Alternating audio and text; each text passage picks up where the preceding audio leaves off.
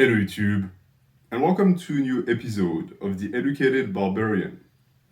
Last Wednesday, I released a video in which I criticized science-based fitness, and I aimed to prove in that expose that the practice of itself was entirely disconnected from reality and therefore needed a reality check. But it was a video that was, again, mostly focused on fitness and therefore on practical examples, which is why at the end, I promised you guys that I was going to come up with a more detailed philosophical breakdown of what happened to science and what is therefore known as scientism. And that is the video that you are watching right now. If you have missed the first video, it's in the description for you guys, but I actually encourage you to watch this one first because it's going to help you understand where science's fall from grace originated from and its consequences in the realm of fitness, in the realm of politics, and all of its applications. Naturally, because this is a philosophical video, I will not be alone in this exercise.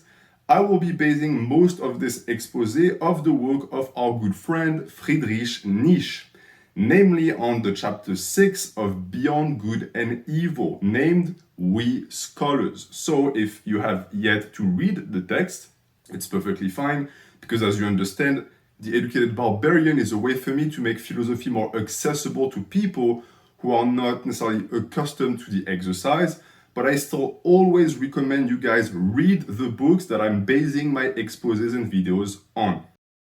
As usual, this means that this will be a very long philosophical video because I have literally 6 pages of text for you guys, and because it's a topic that is quite controversial, I want to take my time, so it's also going to be quite slow paced. So what I recommend you guys do actually is do what I did. You get yourself a nice chair, you get yourself a snack, and maybe even a nice fresh drink. You sit back and you prepare to absorb the knowledge and to try and rationalize we are in this together and we're going to have a very good time. My goal in today's expose will be to prove that our modern approach to science is much closer to a cult than an objective practice, and that scientism was an inevitability due to the very nature of mankind.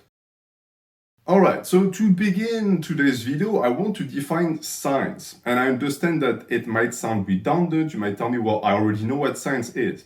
First and foremost, that might not be the case. Many people globally understand what science is supposed to be, but they would have a tough time defining the term. And as you know in philosophy, if we are to argue concepts, we first and foremost have to define the terms that the concepts are based on. So, for the sake of the rest of the video, I'm going to give you a broad definition.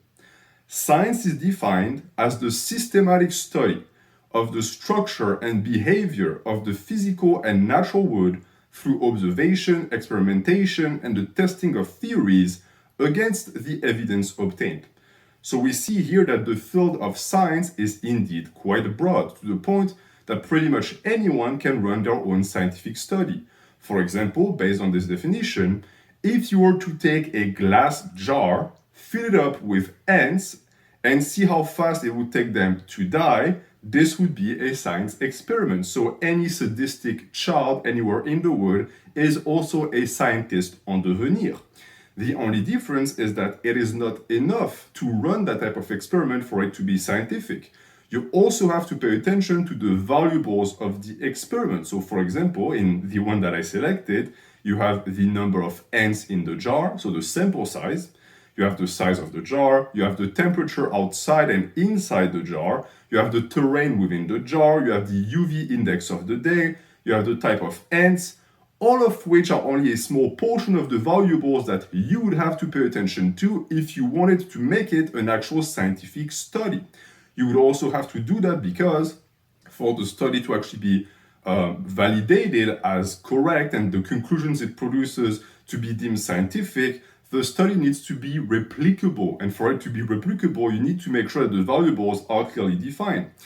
All of this is essential to the success of the scientific method because that, in truth, would be the only way to actually apply the scientific method properly, which consists in a number of steps that one has to follow. Okay, it's not if you want to, if you run a scientific study, you have to follow the method in order to come to a logical conclusion. Once again, not everyone knows what the scientific method is, so I'm going to quickly tell you guys the steps. There are 7: question, research, hypothesis, experiment, data analysis, conclusion, and then communication. They don't necessarily need to be in this order, but for the most part, they will be, because they are essentially just logical steps that come after one another, because together, the scientific method and the scientific steps I just outlined constitute the purest form of logic possible. That is, in a sense, a concrete way to think about the abstract topic of science. It's logic taking a mathematic form. Knowing that should also make you understand that I regard science as something that is precious and vital, because as someone who is deeply attached to logic, because I love philosophy, I also understand that proper science and the creation of science was based off of these steps. Always remember that philosophy was the father of science. You could also say that science was the father of philosophy. The two are connected to one another because proper philosophy and proper science look alike. They're not the same, but they look alike. And the goal of these steps, the goal of trying to reach the purest form of logic possible, is of course the goal to attain truth. You want to attain a form of truth, and to get to that truth, you absolutely need a form of objectivity. So that is what science and the scientific method entail.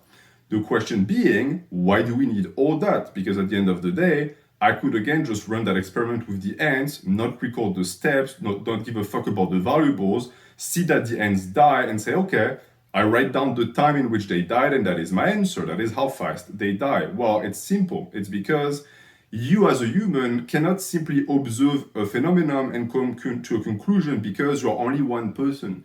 So what you would be running is called an experiment, but it will only result in experience, not evidence. For it to result into evidence, you need to follow these steps.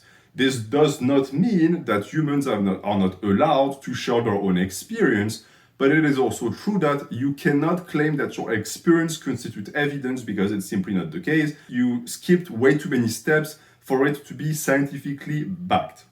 And we also have to take into account the fact that even if you were to follow the steps, humans are fallible. So to have this like rigid logical escalation with safety protocols at each step, because you'd have stuff like peer reviews and you'd have things put in place to make sure that you can always verify if each step is done properly, all of that greatly reduces the risk of man-made errors, and it guarantees that the final conclusion of whatever study you run will be as close to the truth as possible, if it only exists. If you have watched my video on the truth, you know that I do not believe it exists, which is why it is so vital that humans keep looking for it, because the research of the truth is in reality progress in its purest form. This is why humanity has been able to continue moving forward, and why also periods of time where humanity regresses or stagnates, always call it with periods where humanity is no longer looking for the truth, or not looking the proper way. And I think that the issue with scientism and what science has become nowadays is that we are not moving forward anymore because the method that we are applying, and most importantly the mindset in correlation to the method, is not proper anymore. But we'll get back to that later, because I would also like to, in a sense, question the importance of the truth. Why are we so obsessed as a species with the truth? Why is it so necessary for us to know everything? Why do we question everything? If you look at animals, some animals are curious, don't get me wrong, but not a single one come as close as we are to this innate thirst that we have for knowledge. You could say it's because we're more intelligent, that is true. I also believe it's because it's in line with survival, meaning that as complex species and intelligent species, the way we interact with the world is much more complex than most animals, which means also that we deal with many more problems. And the difference between survival or death could be a good answer or a bad answer. So if you're faced with the problem and you find the truth, that might mean that you will get to spend another day on Earth, you will survive. And if you give the bad answer, well, your life ends there. And since will to survival and the desire to not die and to actually create offsprings and to continue moving forward is extremely strong in humans, it would only be natural that science would eventually reign supreme, because science is the quest for the truth, and whoever has the truth can live another day. And it also makes sense that the more advanced humans have become, the less they have started to rely on God and faith, and the more they have started to rely on science. Because even though religion can give you some of the answers, I think that even if you are religiously inclined, you would agree with me that science still does it better because, again, we are dealing with two things that have conflicting natures but who seek to do the same thing. Just like with philosophy and science, religion and science share a similar mission statement because they both seek to explain the physical world. They both seek to explain why we are here, what led us here, and also what our goal on this earth should be.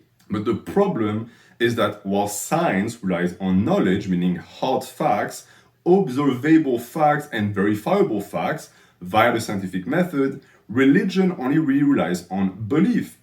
In the grand quest for the truth, at least in material terms, and I insist on that because it is very important, science therefore wins 100% of the time. Religion simply cannot compete. I insist on the material term thing because in the realm of the spiritual, it's the exact opposite. Science is completely useless because science can only really work on things it can prove, and since the spiritual world and spirituality can never really be proven, religion is much more appropriate to approach that domain of human life, a domain that to me is just as vital. We need both the material and the spiritual. This is a topic for a different video. I just say that because I know that I have people who are Muslim, who are Christian, who watch me, and I don't want you guys to get the wrong idea. This is not an expose where I'm going to tell you science is so much better. Science is much better at doing a certain thing, and that certain thing is observing the material world. And if you want a proof of that, it's very simple. Go to a hospital in the Muslim world, so a country where the Muslim faith is extremely strong, meaning that you're going to have Muslim doctors. Go see them with a wound and tell them, hey, could you please fix me up? And you will find that times and times again, they're not going to start praying over your wound. They're not going to recite the Quran over the wound. They're going to cure you using medical science, even though, again, we are dealing with people who believe in Allah, who believe in the Quran and the word of the Prophet, and yet they will not rely on their faith in order to make you better. They will always rely on what they know functions, which is science. So, if science is so great, because I just pretty much spent, I think it was 12 minutes filleting science, why did I make a video titled Why I Don't Believe in Science? Well, it's because science as a practice is fragile. And if you listen to the steps I outlined previously, that makes a lot of sense. Because if you do not follow them, if anything goes wrong, if it's not checked properly, the entire thing goes to hell, and now you are left with absolutely nothing because not only do you not have access to the truth, but worse than that, you have created a warped perception of reality that is going to lead you to errors that, as I said previously, could lead to your death. So science is actually extremely dangerous and should always be regarded as extremely dangerous because due to the objective nature of the method I outlined, it can easily be corrupted by subjectivity. So again, it could be a mistake. It could be also someone who on purpose introduces a mistake. And since the people that handle the scientific method and therefore produce the science, because science is a human produce, okay, the practice of science as an abstract is not, but the second it becomes tangible, it is, and there's no way around that. It's humans who produce science, and humans are subjective creatures. I think you would agree with me on that as well. It exists in a constant state of near perversion, meaning that science is always on the verge of destruction, always on the verge of becoming something worse, of turning into a monster. And it's only competence and constant vigilance that prevent it from becoming that. Which, by the way, is a good sign, is a good thing, because it would mean that this should not be a problem as long as the thought of science stays autonomous and it watches itself.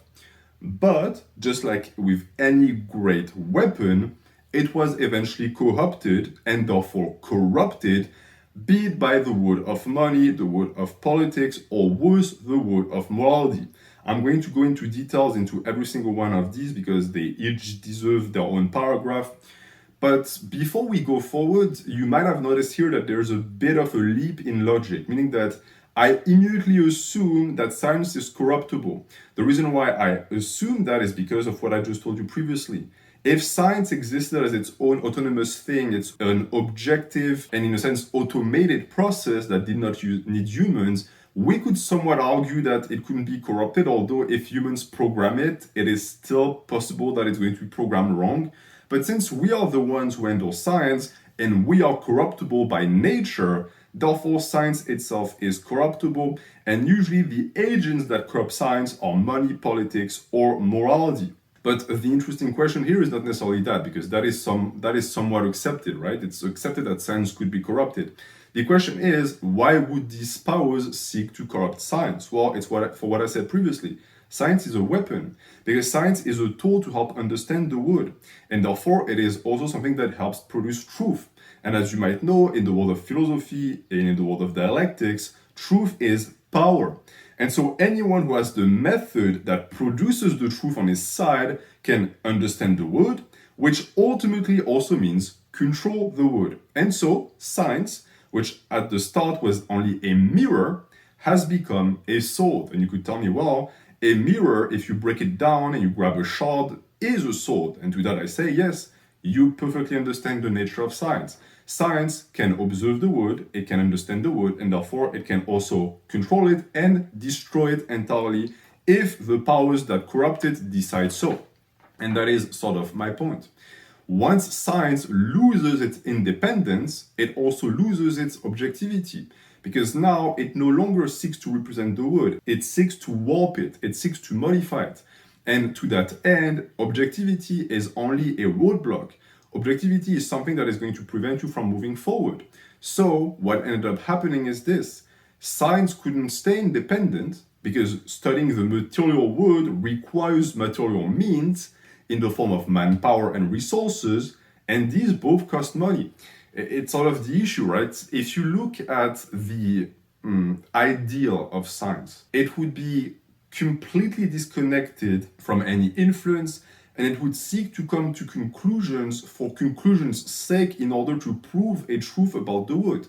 That is what the scientific ideal would be. But the problem is that life is not so simple. Any scientist requires money to run their practice, and all of that entails that at some point or the other, you are going to be connected with entities or agents that are not scientific at all, and these will only really side with you or back you up because they have something to gain in the entire ordeal. And the problem is that once these people join the fray, since they are the ones who commission the study, they are also very unlikely to fund it if you come up with a conclusion that doesn't align with their interest. If you have taken any semblance of look at any study that is financed by like the soy industry, the dairy industry, the poultry industry, the pharmaceutical industry, I could go on, you will realize that. Because if you read a study by the soy industry, you'll find that times and times again, the conclusions are that soy is good for you. But if you look at a study by someone who is not funded by this industry, you will find the exact opposite. It's the cholesterol, no cholesterol question, right? If you look at a study that is funded by the egg industry, cholesterol is good. If you look at a study that is funded by someone who is anti-eggs, cholesterol is bad. Who is right and who is wrong? Well, it's not the question I seek to answer today. I just want to point out the fact that they come to different conclusions even though they follow similar variables. So how is that possible? Well, it's either that one of the two is not actually following the scientific method properly, so their conclusion is false, or that they both on purpose corrupt the scientific method because instead of starting with a premise and then reaching a conclusion, they start with a conclusion. So they have something to prove from the start. And anyone who has done math, so pretty much 100% of the people who watch this video know that if you start from the answer of the math problem, you will always find a way to just bullshit your way around a formula or equation that will give you the answer. And times again, a teacher will give you 0 because it's not the proper way to do math. It is the exact same thing here. All of this, not to tell you that money corrupts, because I think you already know that, but to show you that inevitably for science to do its thing and to exist in the material world, it needs itself to ally with other forms of agents that are unscientific. And these agents, times and times again, corrupt science and lead it to become unscientific itself. But thankfully, we have the scientific process to protect us because the scientific process is uncorruptible. It is well established with steps and things put in place to make sure that everything stays as objective as possible. as long as we follow it, we should be fine. And that is absolutely true, as long as we follow it. But once you realize that the people who run the steps are humans and can therefore manipulate them at will, you also realize that this safeguard is not enough. We cannot rely on only that to preserve the purity of science. And this is why it is so important to always remember that science is first and foremost a man-made production to prevent us from destroying it. Science is too precious to let humans do with it whatever they want, which is also why I find it laughable when people tell you to not question the science, accept the science as is. No, because if we do that, it's not science anymore. We absolutely have to have the ability to question its origin, because within its origin is also found its falsity or its truth. So, if we cannot rely on scientists, who exactly is left to check science? Well, the answer is simple, it's commoners. It's people who are not trained in the scientific method. That already is a problem because it's counterintuitive. Why should we rely on non-specialists to handle something as fragile as science? Commoners either lack the training or willingness to understand the scientific method, because to them, science is only shadows cast on the wall. And immediately, this should ring a bell because I'm of course talking about Plato's allegory of the cave. But before we go into that, I'm going to take a nice little sip of my beverage.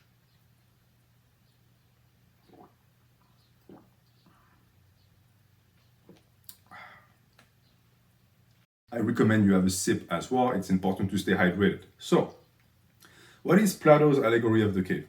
I'm not going to go into details on that.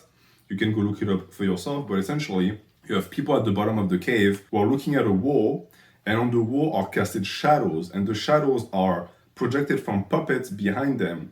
And these people think that the shadows represent the real world. They fail to understand that they are in a cave and that what they see is not real. I believe that it's the same for commoners and science. To commoners, science is just that. It's just shadows on the wall. So they receive from science an inaccurate representation of the material world. But because they don't know any better, they cannot possibly tell. And that is the paradox of knowledge I explained in my previous video on fitness and science-based fitness. To know that something is right, you must know. Because if not, how do you know it's not right? So if you don't already know, you have no way to know. So it's not as easy as telling people, hey, this is not real science, or hey, these are actually shadows on the wall, these are not real objects, because that's the only thing they've ever known. So to them, this is the real world, and they are not wrong in thinking that it's the real world. And even if you could take them outside by force, break their chains and take them outside to show them the true reality of the world, there's a very strong chance that they would still think that the shadows in the cave is the real world, and what you show them, the sun, the trees, and all of the material objects, is the fake world, because they would prefer to actually side with their own subjectivity. And since people always side with an idea that they used to hold in their head and in their heart, rather than one that comes to contradict that idea, the willingness to understand the idea that they could be wrong is almost impossible. So their inherent subjectivity will have them prefer shadows. And to this you would tell me, okay, but isn't that exactly what science was attempting to prevent? In Plato's allegory of the cave, how does one leave the world of shadows and enter the world of representation? Well, it's through philosophy. And what is philosophy? It's the understanding of the world, which is exactly what science is. So yes, science was supposed to be the tool that was supposed to free people and show them the reality of the world. But this is what I argue here. It failed. It did not manage to do that. So, because it failed to actually do that, it simply replaced the shadows by another set of shadows, this time cast by science. All of this to say that, in both cases, either the scientists or the commoners are simply not able to protect science. The scientists, because they do understand science, they do have the training, but it is for that very reason that they are incapable of not falling for their own subjectivity or falling for their own greed, and the commoners because they simply lack the training. So even if they had the willingness, they simply lack the skill set to do it effectively because they cannot even tell what real science is. And this is what I personally call scientism. I define scientism as an exaggerated trust in the efficacy of methods of natural sciences to the point that you stop questioning these methods, leading to the truth they produce to be wrong and contorted, is what I told you with the example of the shadows. Most people follow science. right? People who hate science don't really exist. That's sort of a straw man. It's just that a vast majority of people don't realize that what they call science is not really science. It's just subjectivity wearing a mask. It's their own subjectivity that they corroborate with science. And the truth is that it's not hard to prove that, because let's say you have like any random idea running through your head right now, go on Google and type it down, you will find a study to corroborate it. So once again, it's not really the commoners' fault that they are able to keep living in the fake world of shadows. It's because there are plenty of puppet masters who are willing to provide them with the shadows, and so they really have no interest in leaving that world because it's much more comfortable that way. But this still relies on the fact that these people trust the scientific method. They believe that whatever truth they are being fed comes from the scientific method. And that is what the problem is, because you cannot change their mind on it, because they are 100% certain that what they are actually consuming is real science. And I insist on this because if you look up scientism, this is not the first definition you will find. The first definition you will find is the belief that the scientific process is the best way to understand and therefore organize the material world. And I find this definition to be complete fucking bullshit, because that's not scientism, that's science. Because if you don't believe that science is the best way to observe the material world, then yes, you are anti-science because you are not correct. So by calling the observation of the material world scientism, they, in a sense, dash any type of criticism that comes against it, because they can just claim, oh, so in reality you are anti-science. But no, that is, again, not what scientism is. Scientism is a belief in science so strong that you stop looking at the steps that lead to science, so eventually science dies and you are left with something that is not scientific at all. That is the point of contention. That is what I'm attempting to criticize with this video. Now, oftentimes, this scientism is presented as a perversion of science. But as you've heard me say in the introduction, I would actually argue that it also constitutes an inevitable evolution, for the simple reason that most people want to be told what is true, not find out for themselves. And this is also the portion of the video where I take the blame away from scientists, because I understand why scientism came to be. You know, the average person doesn't like nuances, and the average person wants black and white answers. Science should not be able to give you black and white answers, because a proper scientific study should have more I don't knows than I knows. And yet, the exact opposite has started to happen. Now, science only gives black and white answers. Why? Because it adapted to its public. Since people cannot wrap their heads around nuances, the average scientific conclusion nowadays is this is the truth. And that is definitely anti-scientific, it is definitely scientism, but it's because it adapted to the commoner. The commoner cannot consume science, the commoner can only really consume scientism, and so the people who used to produce the science, without realizing it, started to produce scientism, started to become the biggest prophet of scientism, which of course they will never willingly admit, which is why if you bring up scientism to someone who is scientifically inclined, they will try to do the little switcheroo that I presented earlier by mixing the definitions in order to present you as anti-science, even though at the end of the day, the only people who are anti-science are them. And this is why Socrates argued that only a select few could access the truth. Only a select few can leave the cave, leave the world of shadows, and actually access the world of true representation. That is because it requires effort. It actually does require effort to stick to the scientific process.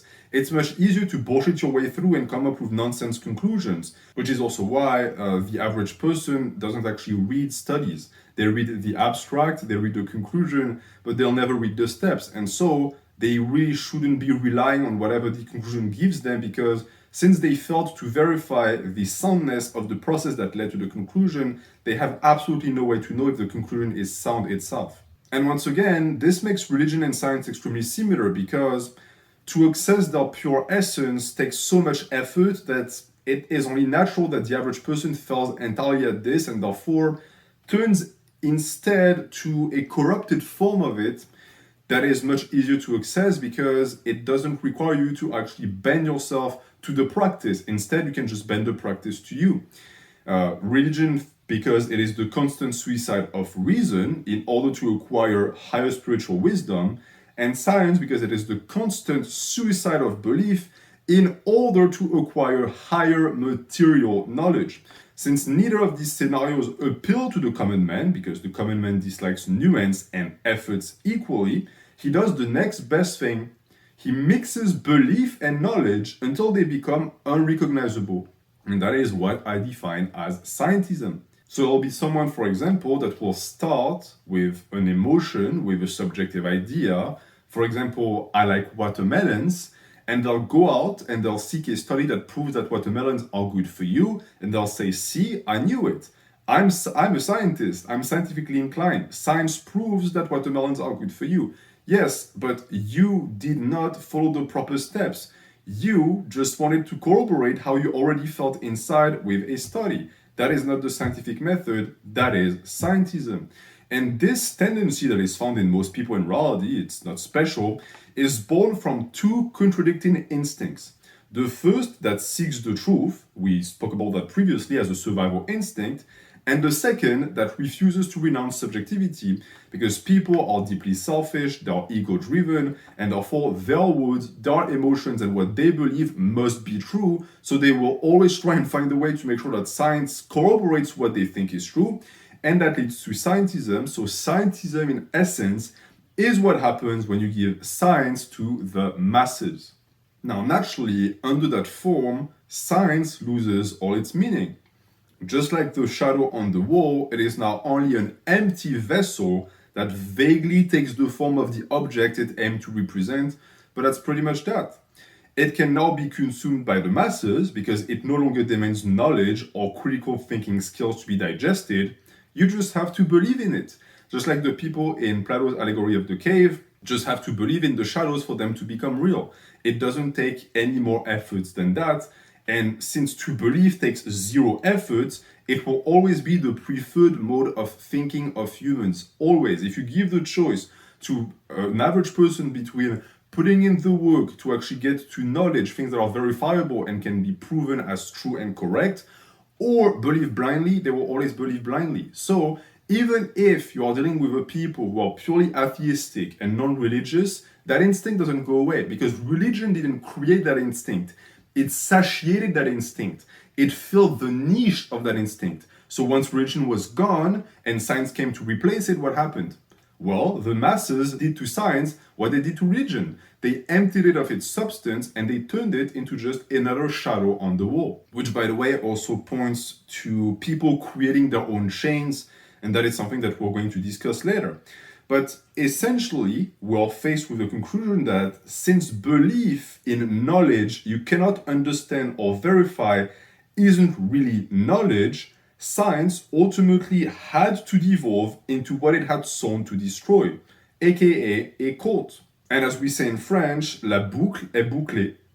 A practice that was once the pinnacle of objectivity is now an exclusively subjective item, and worse, a tool of subjection because it prevents people from thinking for themselves. What was originally supposed to take people out of the cave put them right back in it, and that, to me, is by design. Because scientism, just like any other cult aimed at the masses, is first and foremost an instrument of control and domination. And that is when we start talking about the role that scientism plays and will play in the organization of society. Because as we established, any practice that aims to observe and understand the material world also has the power to control it. This goes for science, as we previously established, but to make you understand, I also want to give you another example, and that is journalism. So journalism, in the same vein, is the reporting of material events. And just like with science, it suffers from the exact same problem, namely that it has lost all objectivity and is now only an instrument to control the masses. At this point, you are either smiling and thinking, dude, he's so red-pilled and based, oh my god, NH is the greatest, or you think, what the fuck is he talking about? I'm not going to discuss the corruption of mass media right now. It will eventually occur. It's a topic for a different video. I don't want to add another hour to this segment. So I'm just going to assume that you agree with me that journalism is completely corrupted regardless of your political side. I think you agree that these people are not your friends. They're not reporting the truth. They report their version of the truth because they serve an interest that is not your interest, but that is the interest of the people who own the media. Again, I don't want to get too much into that. It's going to be for later. So, to go back into that comparison of science and journalism and media, in both cases, the root of the corruption is clear. It is special interests which only regard these noble pursuits, because science and journalism at their core are noble pursuits, as means to an end, and will stop at nothing to establish domination, even if it means completely prostituting these two noble pursuits. And of these special interest cases, we can cite two: politics and finances, which you will often find in bed with one another, unsurprisingly, because they both aim to do the exact same thing, which is that they specialize in controlling the material world. But they don't necessarily care about understanding it, because it's not necessary. For the most part, the only thing that they need is to acquire a sergeant that can fulfill that role. And times again, that sergeant was played by an accessory that ended up in bed with them as well. So if we look at the past in Europe in particular, that agent was religion. Religion was the tool used by the state and used by big finance in order to understand the world and therefore to help control it, which explains why most ancient kingdoms and empires registered an incestuous link between the church and the state. And every single time, the role of the church and the role of religion was always the same. It was to provide a justification for the supremacy of the state, to explain why it was normal that they were ruling over you, taking half of your paycheck, etc., etc. And times again, the reason provided by the church, provided by religion, was entirely subjective, but it was always presented otherwise. It was presented as objective. And if I tell you king by divine right, that should ring a bell, because it's exactly what I was talking about. It's the idea that the monarch, the king, rules because God himself appointed him, which you cannot go against, because going against would be going against the word of God. But is it really God who appointed that king? I believe that even if you are deeply religious, even if you firmly believe that it's important that the state and the church be together hand in hand to rule the nation, you can agree that this notion is a bit preposterous, because how exactly did it work?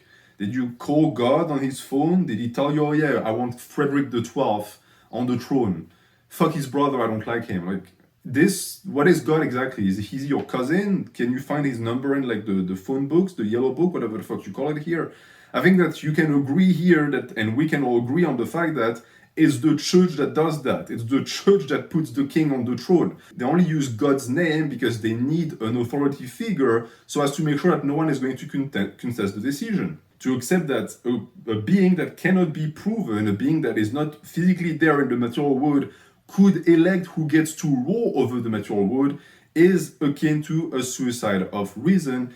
And it also relied on the willingness of the population to just accept it blindly. Now, we can argue that they didn't really have a choice, they were not educated enough, and all of that to me is valid, because I also think that it would be unfair to blame these people. We moderns like to think that we are much superior to our ancestors, because unlike us, we don't rely on faith, we would never actually fall for these petty tricks, etc., etc.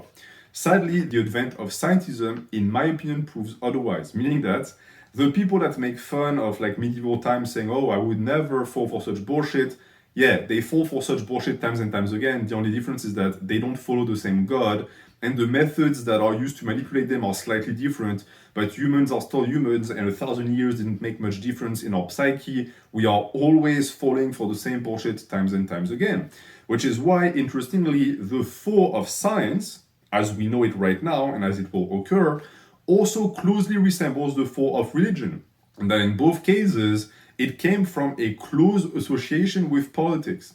Because historically, if you observe the relationship between the state and the church times and times again, it's always the same thing that happens. The later, so the world of politics and the state, always takes the upper hand over the later. It is always a case of the church that was supposedly an ally, a prized ally of the state, being entirely absorbed by it, so it loses its independence as the church, it just now becomes a tool of domination, or it is pushed aside entirely in favor of a more favorable system. And we're going to start with this second option because it's what happened to Europe. The reason why European powers and European nations as a whole are mostly atheistic nowadays, even though there's some remnants of Christianity here and there, especially if you're Eastern European, but in Western Europe it's pretty much dead, like in France, for example, is because the powers that be relied on religion as a surgeon to manipulate the material world until the limitations imposed by the church began to impair the development of capitalism, with, for example, morality. Morality prevented the accumulation of wealth to a certain degree, also prevented certain practices because they were seen as impure, and all of that was to the detriment of the development of the state and of the accumulation of wealth and capital, at which point Christianity was just pushed aside in favor of science.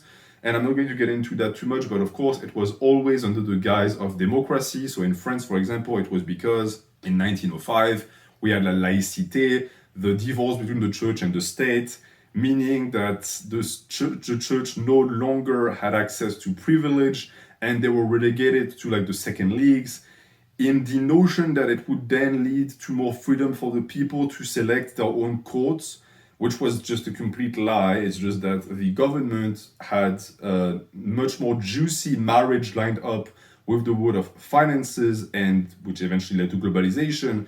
And religion was just going to be a problem because it was going to stand in the way of their money. So they kicked religion to the curb. A completely different discussion altogether, but something to keep in mind, because that's also why science made a much better replacement in terms of actually manipulating the material world, since it does not contain a moral component. Science, and we'll see that this is not true anymore because science has completely shifted, but science in itself is pure objective observation of the material world. There's no moral in science, which is why some of the most horrific acts of violence and barbarism ever committed by human beings were committed in the name of science. Because if the goal is the pursuit of the truth, what is human life when it comes to the truth? Nothing. So nothing stands between science and the truth, even the massacre of children, even operating on people who are still conscious and suffering. None of that actually matters because all of that is purely moral and science has nothing to do with morality. So, since science imposes no limitation on the material world, it just observes it, it makes a much better agent. And you could tell me, okay, but that's for Christian countries. What about Muslim countries? Well, Muslim countries, at least in my humble opinion, is the other scenario. In this case, it's not that the state and politics pushed away religion, is that it absorbed it. So, in Muslim countries, politics absorbed Islam to the point that now the two are almost indistinguishable. And I have two examples of that. The first one is, for example, Sharia law. Sharia law is both a divine scripture and a legal regulation, one and the same. And most likely, if you are Muslim, you are already typing in the comments, bro, you are wrong. It's not politics that absorbed Islam because Islam is the greatest. It's actually religion that absorbed politics. It's the other way around. And I don't necessarily disagree with you because if you look at the revolution in Iran, which was in the 80s, if I'm not mistaken, that's exactly what happened on paper. It was a religious uprising in which the Muslim Caliphate replaced the politicians that were put in place by, if I remember correctly, the Americans. It was the Shah of Iran was replaced by an Ayatollah, so a religious authority. But to me, it's one and the same, because at the end of the day, they're still in bed together. Politics and religion are intertwined. And I think that this is dangerous. So if you're a Muslim, pay attention, because I've also noticed that the same thing is happening with science. And to that, I want to discuss a bit the miracles of the Quran. So if you don't know what the miracles of the Quran, les miracles du Coran are, it is this notion that in the Quran, Allah managed to quote-unquote predict scientific principles that would only be discovered thousands of years afterwards. And in that lays the notion and the idea that this must prove that Allah is the creator of the universe, because how else was he supposed to predict all of these things if he is not the one who created them. And this is oftentimes also utilized by Muslims as a justification for their faith, which again looks like it's religion absorbing science, because it means that Allah is the creator of all things and therefore of science itself. But you have to watch out, because it can very quickly also become a justification of religion by science, in which case it is now science that absorbs religion, because you are now trying to justify the existence of Allah by scientific principles. And as you know, I'm not going to be teaching that to you. Allah is unique and non-replicable. So Allah is not subject to the scientific method. So be careful with what you do with science, because keep in mind that this is the exact same thing that Christians attempted to do. They attempted to reconcile science and religion, thinking that religion was going to absorb science, and the exact opposite happened. And look at what happened to European countries that used to be Christian. This could be the future of your Muslim countries. So again, just an aside and a warning, but all of that again to discuss the very interesting power structures that seem to surround science and seem to have throughout history dictated the future of science. Because based on what I just said, history teaches us that there is a pecking order to man-made systems. As a rule, as we saw, systems of domination seem to always get the better of systems of observation. So politics always defeats religion and science, finance always defeats politics. It's like rock, paper, scissors. At the top of the pyramid is finances, then you have politics, etc., etc. And we can discuss the order, because these hierarchies, they extend, they shift, and they are highly modifiable. They even extend to systems of a similar nature. So for example, as I just explained, science seems to be above religion, because whenever the two aim to cohabitate, the latter, because of its ability to apprehend the real world and the material world, always takes over the first. Only look to Protestantism, a word that I just simply cannot pronounce, to see that this is true. What is la foi protestante if not the scientific process whistling its way into the Christian scriptures and destroying them in the process as well? Because when you start to question things that shouldn't be questioned, like the Virgin Mary and the ability to have a kid and still remain virgin, well, you introduce notions of knowledge into a domain of faith, and the two simply cannot function, because as I said earlier, faith is the suicide of reason. And science is the exact opposite. It's the suicide of belief. So the two simply cannot cohabitate. And if you want to hear more about that, if you're interested and you're like, I want to hear more, good for you, because I actually made a full series on this very topic, on Nietzschean philosophy as applied to religion. It's very easy to find. It's in the Educated Barbarian playlist. We're going to get back to the topic at hand, because if not, we're never going to be done. And I'm going to take a sip. So good.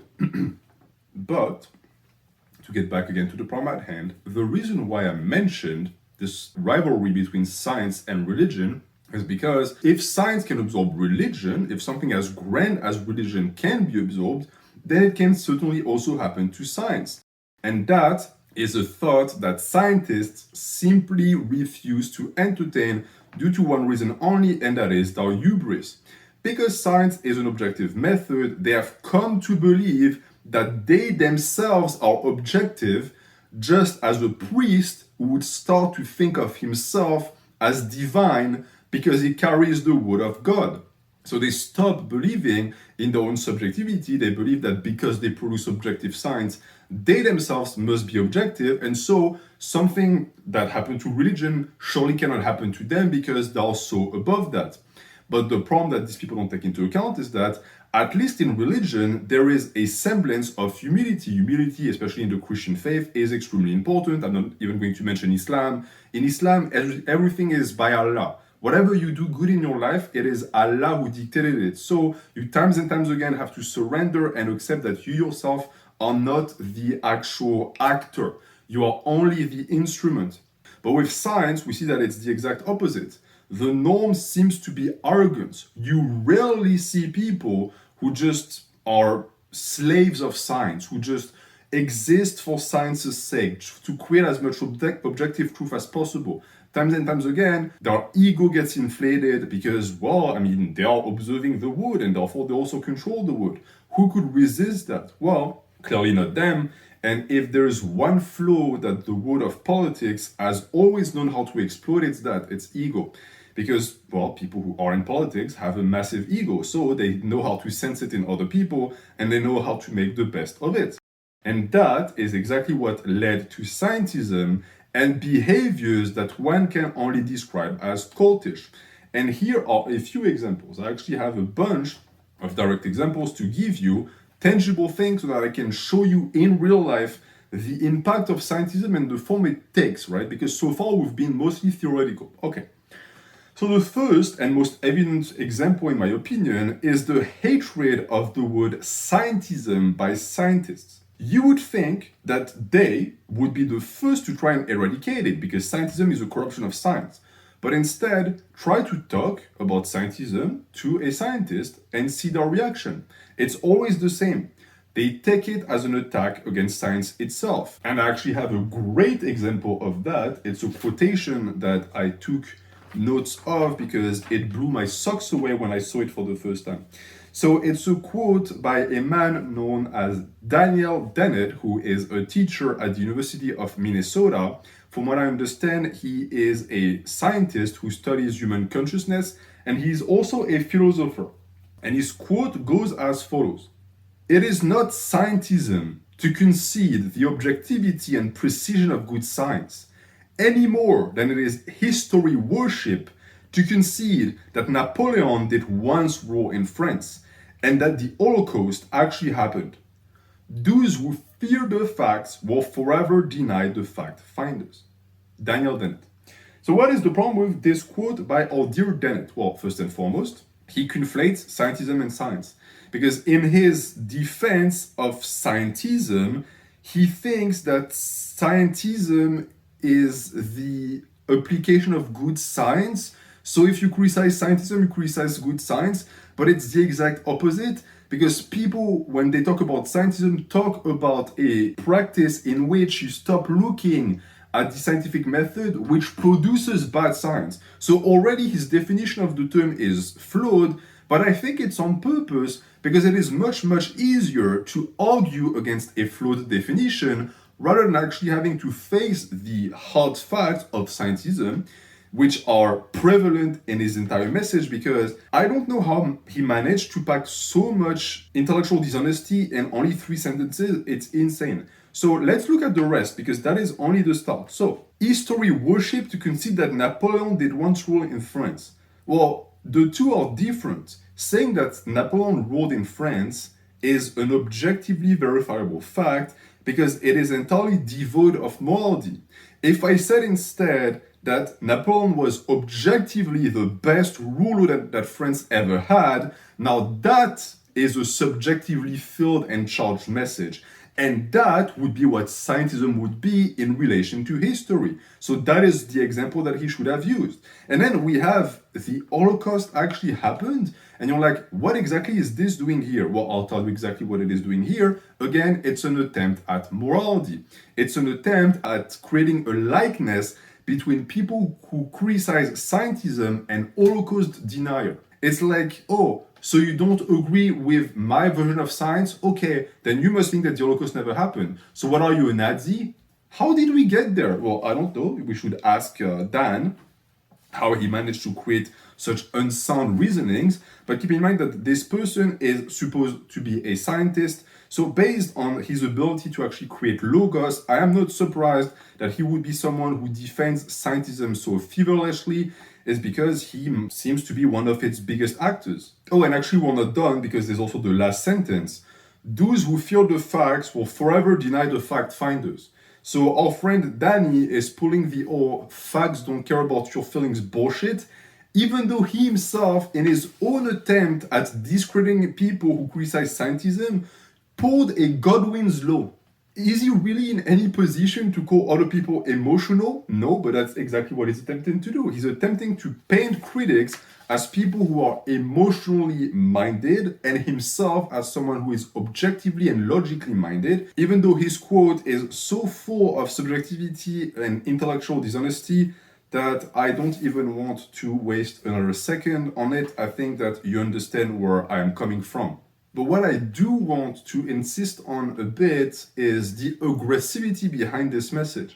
Because we have this sort of notion and idea of scientists as, having a stoic and even demeanor, because that is what would corroborate with the ability to actually apply the scientific method properly. But instead, we see the exact opposite, right? We see arrogant people, and we see people who respond with that type of pure ad hominem attacks and that type of pure subjectivity whenever they attempt to protect a practice that itself is purely objective. And that to me comes from the fact that these people truly believe that the average person, the layman, is too stupid to understand science. And therefore, they are to blindly trust and follow men of authority, such as Daniel, because, well, you don't know any better. So why do you even run your mouth or do you open your mouth? You should just take whatever I say at face value, do not even question it. You do not possess the intellectual abilities to question anything. And this is a direct callback to medieval times. Again, another thing that religion and science have in common. Back in the days, when peasants were simply incapable of reading the Bible, they had to rely entirely on priests to understand the system. It even went as far as people who would attempt masses that would be read in Latin, as you say in English, sounds stupid, Latin, and they didn't understand a single word. So what was the point of them sitting there and listening to something they couldn't understand? Well, that was the point. The point was that they were not to understand. They were to be told what to understand. And that is exactly what science is doing also nowadays through agents that represent the authority and that tell us what we are to think. So just like the peasants of the past that had to rely on priests to understand a system that regimented the entirety of society, including their lives, we are also left in a similar situation because science understands and controls the material world. And since we apparently are too dumb to understand it ourselves, well, we are just subservient and we just have to wait for people to tell us what to think, which I find incredibly ironical because, again, our good friend Bennett also said that religions are social systems whose participants avow belief in supernatural agents whose approval is to be sought. Isn't that strikingly similar to what scientism has done to the world? Because what else is a scientist to the layman but a supernatural agent? Because keep in mind that science you cannot understand is like magic, right? You don't understand where it comes from. It could come from a leprechaun's ass and it would be the exact same thing. So this is entirely ironical because the type of system that religion and obscurantism used to promote is the exact same type that scientism promotes. A world in which you are not to come to your own conclusion and must instead follow the law of a science that you cannot understand because the jargon has been rendered impenetrable. And that's another fun topic and another fun discussion. Does natural science really need to be that complicated in terms of semantics? It's a real question I ask here because as someone who studies philosophy, there's a pattern with philosophy and people who say, oh, why are you using such big words? Why are you trying to sound smart? And yet when scientists do the exact same thing for no apparent reason, for them it's okay. But if their goal is to apprehend, understand, and help us understand the material world, shouldn't they try and make it as approachable as possible? Because to me, by doing the exact opposite, they are doing, again, what religion used to do, which is a form of hermeticism. You shroud your knowledge in a cloud of semantics to make sure that people who are not trained in the semantics cannot actually access the message, giving you dominion over them because now to access the message, they have to run by you. And since the average man simply cannot navigate this world of semantics on his own, we need people like fact checkers. So for those who don't know, fact checkers are essentially people who are tasked to tell you what is and isn't real. So they are the physical manifestation of what I just described. They are the people who are supposed to translate the material world to you because you with your own two eyes are too dumb to be able to understand it itself. And it's usually a two-step system. First, it confiscates your subjectivity by telling you that it isn't good enough because you're too dumb. Then it replaces it by another form of subjectivity that it calls objectivity. So now someone else is thinking for you, someone else who is most likely just as dumb, but because they have the credentials that were given to them by a supreme authority, most likely the authority of the state, They know better. They get to tell you what to know, and then you follow that because reasons, because there are experts. Again, that word experts. I'm not denying the existence of experts. Of course, there are people who know better than others. That's sort of the point of science. You want people who are well trained. But refer back to what I said earlier. The experts are just as subjective as you and I. So if they stop respecting the scientific method, what exactly are we to receive from them?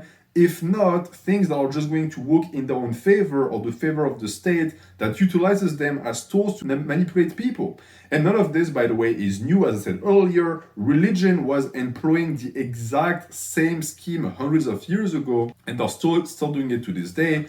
Not only could you not read the scriptures because you couldn't understand the language, but even if you could, you are not equipped to interpret them yourself, so you had to rely on the authority of the clergy to decipher it for you. And this still holds true. You still have hardcore Catholics who will tell you that you are not to read the Bible by yourself and interpret it by yourself. You have to rely on whatever your church or your priest has to say about it. And anyone who has ever attempted to discuss the Quran with a Muslim also knows the exact same thing, because if your interpretation displeases them, times and times again, they will tell you that you don't understand it, you have to read it in Arabic or else it doesn't count, even though the vast majority of Muslims in Europe do not read Arabic, they only can read their native language, which also would point to the Quran being impossible to understand for these people. So what, half of the Muslims on the planet don't actually apply Islam properly? How is that possible? Also, since Islam is supposed to be a universal religion for everyone, why is it that it is only accessible to people who can read Arabic? Shouldn't this also translate to every single other language? That again is a different question altogether. If you are Muslim and you want to argue about that in the comments, go ahead, break a leg. But all of that to say that times and times again, it seems that our own interpretations of the word is not good enough. We have to rely on other people. But the problem is that these other people always seem to be connected to politicians. And so whatever knowledge they have to actually give us is corrupted and most likely also benefits the politicians and not us. And this also holds true for fact checkers, because if you are feeling cheeky and you want to fact check the fact checkers, you can just look where the money is coming from. The vast majority of fact-checking institutions are funded by government agencies, which also means that they are funded by you, because you are the person who pays the taxes. So ultimately, this means that you literally pay to be told that you're an idiot and you don't know any better. You pay to be told what to think. And then we're going to argue that science is a liberation from the obscurantism of religion and it freed people and now everyone gets to think for themselves. The exact opposite happened. And our good example of this impossibility to think for oneself, is the cry for source. So now anyone who's ever attempted to argue on the internet is having a PTSD attack, because if on the internet or in real life, but it's less common in real life, you state anything that displeases an adept of scientism, they will ask you for source.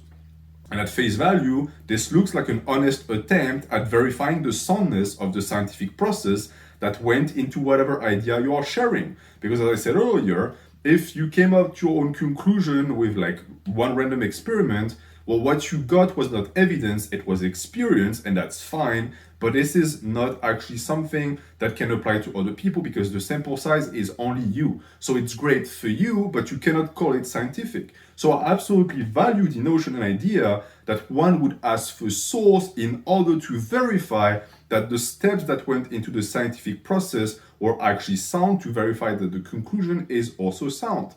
But we both know that this is never what actually happens.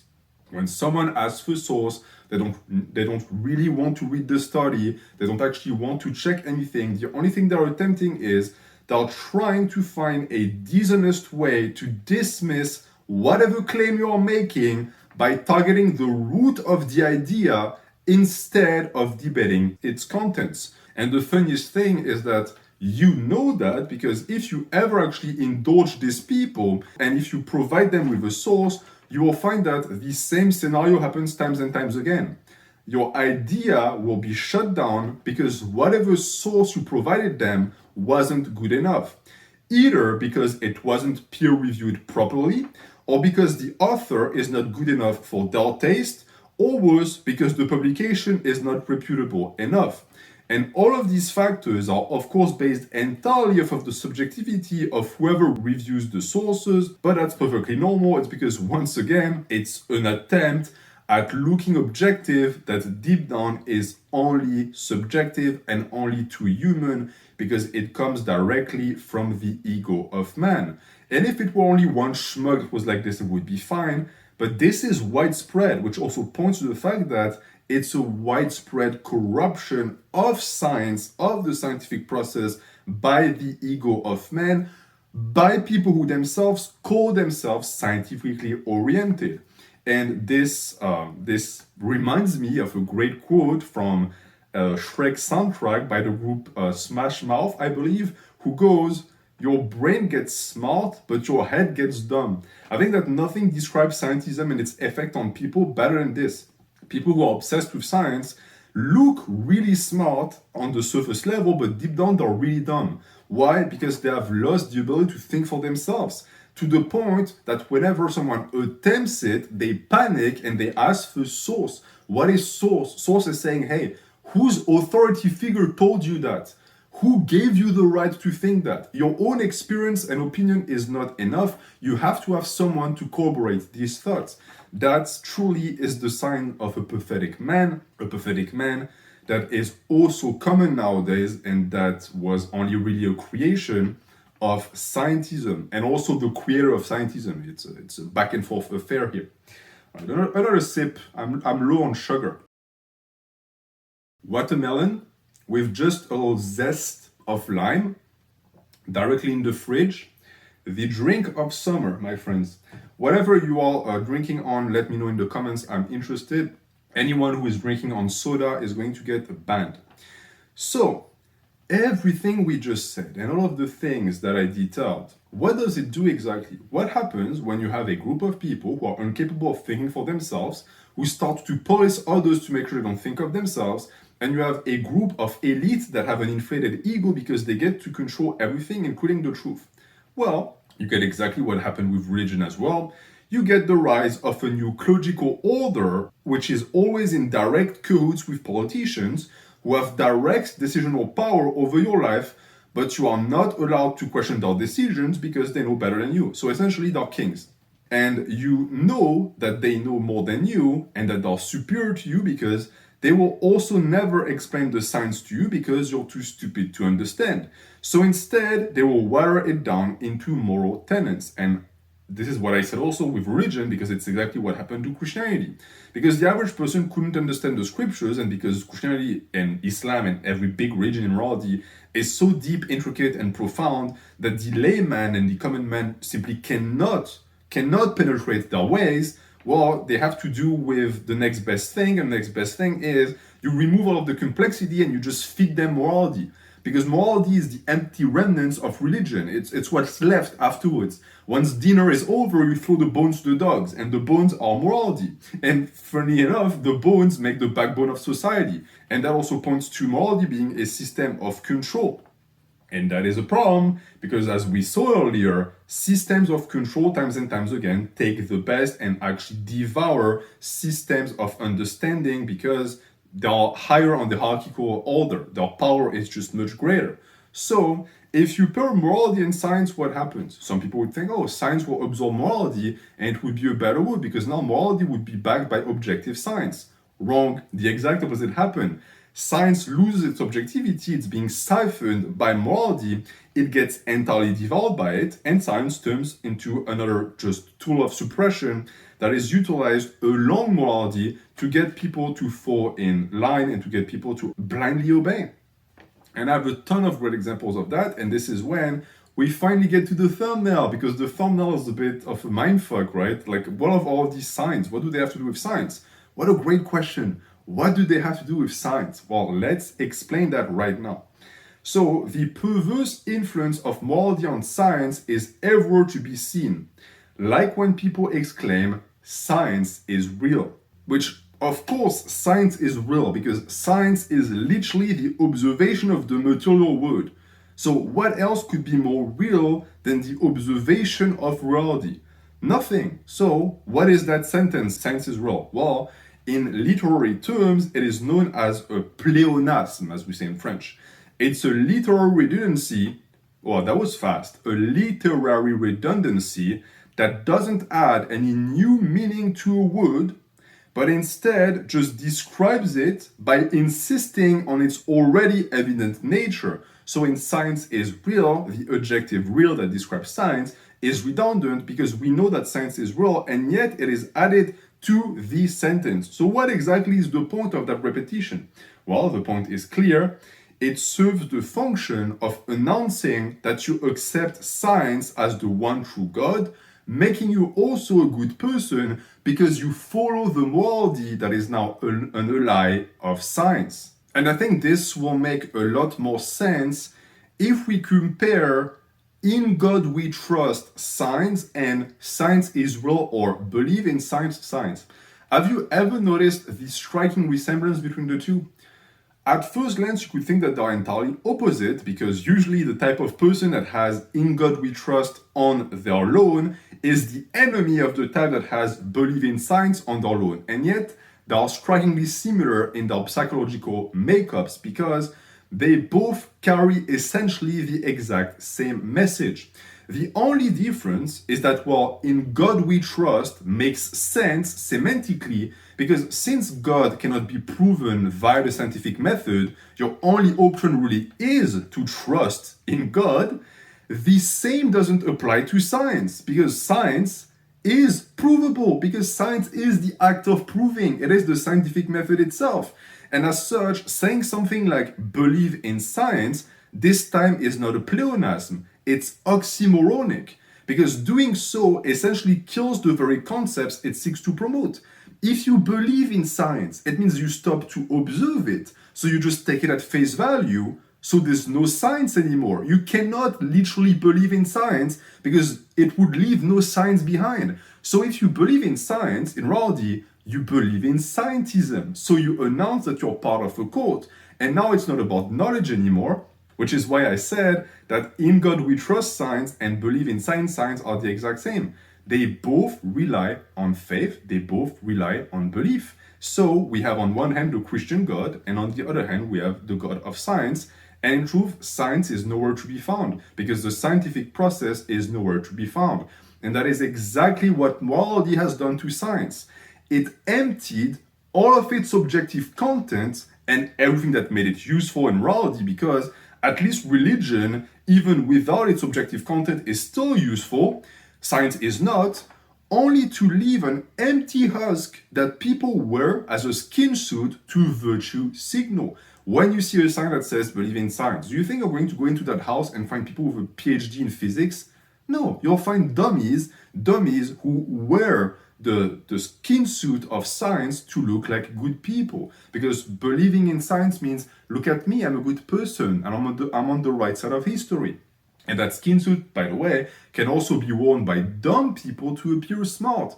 Refer back to what I said earlier about people who have faux souls, who think that they look cultured and educated by doing that, even though they fail to realize how much they reveal of their own personality, and education level when they attempt to do something as blatantly intellectually dishonest.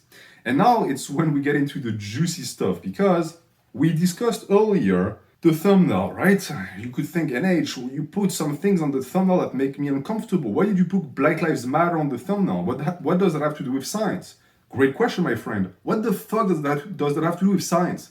Why can you buy signs that have both science is real on them with sentences such as Black Lives Matter or love is love? What exactly do the two have to do with one another? What does science is real, so the scientific method, have to do with Black Lives Matter and racial equality in the United States? Well, the answer is clear. They have something to do with one another because they are both empty. They mean nothing. They're tautologies. A tautology is a pleonasm. It's a sentence that just means itself.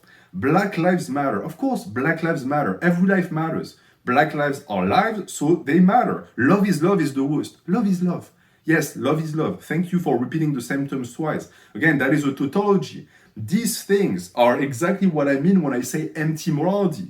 But the real fuck up here is the fact that science is real is included, because it has nothing to do with it until you realize that Science's role is just as stupid as love is love. Of course, science's role, I explained to you earlier. And the true tragedy of this is the fact that no scientist is enraged by this, like I am right now. Because for centuries, science has fought for its independence, for its ability to not be dictated or bossed around by religion, or by morality, or by the state. All of that to just bow the knee to morality, really, and to be emptied of its content and substance, and to just end up on stupid science like this. All of that for what? To allow people to virtue signal. This is the degree of downfall that science has underwent. It's not just that now we produce bad science. We don't even produce science anymore. Science is just another platitude that robs the discourse of its complexity and is only used by people who want to advertise their goodness. And the worst thing, and the end of it all, is that in the making, every single one of these platitudes end up hurting the cause that they seek to defend. Because when you go around spouting science's role, the only thing you do is you create distrust for science. Because people start to think, okay, why am I asked to just believe blindly in something? Why can't I check and why can't I question? And we'll get back to that later, because the people who rant against anti-science, who rant against people who criticize scientism, don't realize that they are the number one factor that creates an anti-scientific climate in the West. They are the culprits. So, based on this little thing I just described, and the potential death of science and therefore of the society that is based on it, what could the future hold for us, and how are we to resist it if the end ends up looking dire? Well, this is when our good friend Nietzsche enters the fray. You will notice that so far I haven't quoted him a single time, and this is because everything that I've been saying largely borrows from his criticism of religion, and so it also applies to scientism, because scientism is also a religion and a cult. So I had no need to quote anything directly because it was all inspired by Nietzsche. But now that the diagnosis is over and we begin to discuss solutions, it's time to bust out the Nietzschean dialectic and look for answers. So this is when I'm going to start to actually quote the mustachio man directly. So what can we do with this scenario? Well, the first mistake to avoid is to become anti-science. So it's what I said previously. It's people who start shooting with bullets on the lighthouse of science because they dislike the use that people have been making of it. That is the wrong approach, but sadly it's what many people do, because when faced with the blatant hypocrisy of the modern scientific corpus, many people choose to just reject it altogether. I think it's a natural instinct. It's misguided, but it's natural. And by doing so, they also select instinct over reason. So they're going backwards. And if there's one thing you should remember from Nietzschean philosophy, is that you should never go backwards, because the past is the past. It will never come back. If you want a better world, you cannot just think, okay, I want the world like it was 100 years ago. It never works that way. Things move forward and progress is inevitable. So you have to accept that things are going to change, not to become a victim of the circumstances, but to actually be prepared and be ready for the environment. Because if your survival kit was valid 100 years ago, newsflash, it's not valid today. So instead, what should we do? Well, according to Nietzsche, the right balance between this scientism and an anti-scientific mindset is a form of self-outwitting. We must not follow the instincts and persuade the reason to support them with good arguments, which is what humans always do, right? It starts with an emotion, and then you try to corroborate it with a fact or with science, which is exactly what scientism is. Instead, we must accept a form of will to stupidity, which means accepting the idea that we are first and foremost subjective creatures, not to renounce that subjectivity, because as you know, it's impossible, but to accept that in the quest towards objectivity, it will always be there, giving birth to premature hypotheses, fictions, and a lack of distrust and patience, which are natural to humans, will always be there, but are also coincidentally the mortal enemies of science, because even though humans produce science, we are also usually what destroys science, because it is man-made. Science is also, as I said, a form of suicide of something that is dear to us, and that is the ability to believe. So to constantly be able to produce good science takes a lot of effort. And so The people that should be putting in the effort, the scientific man, must therefore be regarded with suspicion, since according to Nietzsche, he has the maladies of his own strengths.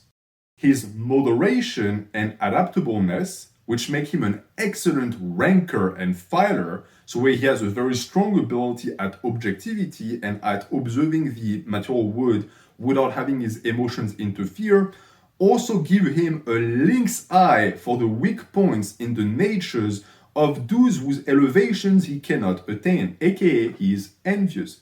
Because his ability to understand and observe the material world start and end there. His ability to influence it is almost non-existent. And this points to his corruptibility. Because he cannot access power through direct means, the scientific man aims to gain it by allying himself with those who hold it. And in this case, they are politicians. His hubris prevents him from realizing that, like the clergy of the past, he will not come out victorious or untouched from this alliance, and so in the making, he not only loses himself, he also prostitutes science, so he sells science to the highest bidder in order to accumulate power, and ultimately he gets nothing. Because if there's one thing that I will forever remember from history, is that politics and finance always win, and usually finance always comes out on top at the end. Because if there is one God in the world that is all-powerful, it's not Allah, it's not the Christian God, it's not science, it's not scientism. It is the dollar sign and it is money. And that is true in every single country in the world, sadly. And maybe that is a discussion for another time. Because the reason why science was able to take hold and is so powerful is because the world is now a purely material world, and the material world is also therefore obsessed with material wealth and money. So the solution, according to Nietzsche, is to put a stop to the exaggeration with which the unselfing of the spirit has been celebrated, as if it were the goal in itself and not a mean to an end, meaning putting an end to the worship of scientific authorities who at the end of the day are nothing but mere humans who only mimic objectivity but never possess it, aka refuse the blatant blind authority of people who tell you to not think for yourself. These people are always the enemy. An actual scientifically inclined mind would want you to understand things before you apply them yourself. Otherwise, this person most likely either has lost patience for humanity, in this case, time to move on and find another career, maybe start walking dogs, or they don't want you to think about things because if you did, you would realize that it is not actually to your benefit. And here I'm going to read an ultimate quote by Nietzsche, which I think greatly encapsulates everything I have been saying. The objective man is assuredly one of the costliest instruments that exist, but his place is in the hand of one who is more powerful. He is no purpose in himself. The objective man is only a mirror. So, in summary, science, as an objective practice, does not require objective practitioners. They only demand people who mirror objective practice, aka people who simply follow the scientific method. To think of yourself as an instrument of science, which, again, by the way, sounds weirdly like an instrument of God, is a form of self-glorification, which is inherently subjective because there's no God of science. Science is man-made. You have to accept that your subjectivity takes a big role in the entire process, even if the process remains objective. And that is key because to accept our subjectivity is to accept our flaws as humans, coincidentally also protecting science from corruption and therefore ourselves. It is the perversion of science by man that eventually leads to the corruption of mankind itself, which gives ways for a system of domination to establish dominion over us by turning a tool for observation into an instrument of control, what Nietzsche used to call the subtle after effect of democratic organization and therefore disorganization. So in short, we must do away with our will to believe, meaning our naive tendency to believe in absolute truths and objectivity, which simply do not exist because we are the ones who create them, so they are inherently subjective. As history has proven times and times again, that this only leads to the death of objectivity and the inevitable resurgence of subjectivity, only this time masquerading as the latter, knowing also full well that this is impossible what I just described. We will never do away with our will to believe unless there is something like pretty severe that happens to the species and we get modified deep down. It's coded in our DNA that we have an inherent will to just believe blindly in something, which is also why religion isn't going anywhere, which is also why science turned eventually into scientism, because humans will forever fall back into their old ways. Which also points to the fact that the death of God that Nietzsche was talking about was only really a respite until the birth of a new one, since a new system of control will always rear its ugly head, because humanity is forever looking for its next master, pointing also to the fact that a world without ideology is absolutely impossible, because humans themselves produce ideology without even realizing that oftentimes they produce their own chains. This only means one thing, that history is a permanent ideological clash with systems battling one another to see who will get to govern us. So, in a weird twist of event, while a return to religion might lead to a new age of obscurantism, the embracement of science is very likely to do the exact same because of human nature and what I explained previously. Give science to humans and soon enough they turn it into scientism. They simply cannot help it unless there are really strict and rigid rules put in place. And the problem is that, as I just explained to you, unlike religion, scientism possesses so many mechanisms of defense in place that if it does end up becoming the right hand of power, we are in for a rough awakening, because the world that it will create will be much, much worse than what you could have ever imagined. Because this alliance of the state and of science might lead to the birth of super authoritative states, the likes of which we have never seen. If you thought dictators of the past were bad when they allied with the church or with religion, whatever, with any type of ideology, like, I don't know, like Nazism or whatever, I mean, it's nothing compared to what a super state can do with the power of technology. And this is what we know as a technocracy. Now, a technocracy in itself is just a system that is governed by people who are experts in their field. But if you think that being led by this group of experts might not be so bad after all, refer back to the previous discussion on power structures. As we established, science can only lead when it allies itself with politics or finances, because it itself lacks the power to govern. It can only assist someone who governs. So ultimately, this means that in the event of the rise of an authoritative technocratic state, the scientists will become nothing more than puppets utilized to justify authoritarian rules. But all of this sounds very vague, obscure, and distant, and you could even accuse me of fear-mongering. So, just for the fun of it, I'm going to come up with a completely random scenario of what could happen if science and the state linked hands together and started to govern using the power of technology. So, for example, you could end up in a situation where politicians start to install curfews and lockdowns under the pretext of protecting people from a deadly virus, which would greatly limit your personal freedom, again, all under the name of science, a situation that could last years or as long as they want it to last, which could have a direct impact on the economy, your ability to consume, your salary, the existence and survival of small businesses, etc., etc. Another scenario that is, of course, completely made up would be that you could end up in a situation where you start getting blackmailed by your government into getting an injection in order to not lose your job or access or the ability to go outside, under the threat of being ostracized socially if you refuse, coincidentally also giving the government increasingly authoritative powers over the body of the people, and generating billions of dollars for the pharmaceutical industry. But of course, this would never happen. It's just a scenario I came up with. And naturally, if it ever happened that the government would attempt any of that, the people would rise up, because we have so many people with a rebellious spirit in society that they would sacrifice their life and they would completely surrender their own comfort in order to fight the fascist state. Right? We both know that this is how it would go down. So if you are afraid of the scenario I just depicted and you want to protect yourself and the people that you love against this tyranny, what exactly are we to do? Well, it's quite simple. We just have to keep questioning science at every turn. That's it.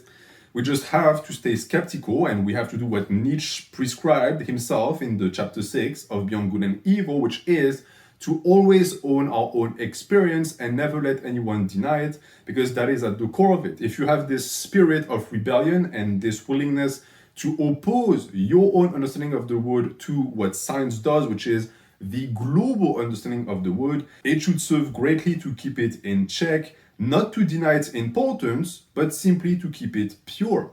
And based on that notion, even the anti-science crowd, the actual anti-science crowd, people who have started to just detest the practice because of what it has become, is actually precious. Because even if they have stopped believing in science entirely, by attacking science itself, they only strengthen it because they force science to reinforce the scientific method and stick to it, which down the line also prevents the rise of scientism. So ultimately, the only really anti-science people are the types that reject any type of criticism against science, because ultimately that is what gives birth to scientism.